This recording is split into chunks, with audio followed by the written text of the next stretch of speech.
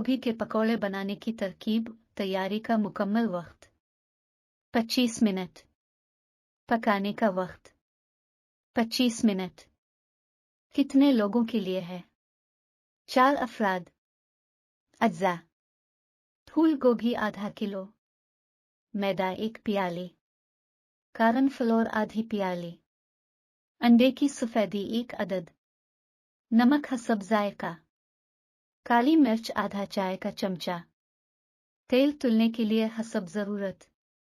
तैयार करने की तरकीब: मैदा और कॉर्नफ्लोर को मिलकर इसमें नमक, सफ़ेद मिर्च, काले मिर्च और अजवाइन डालकर मिलाएं।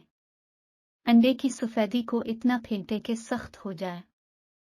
इसमें यह तमाम खुश्क चीज़ें मिलाकर थोड़ा थोड़ा करके ठंडा पानी डालें और गाढ़ा सा आमेज़ा बना लें।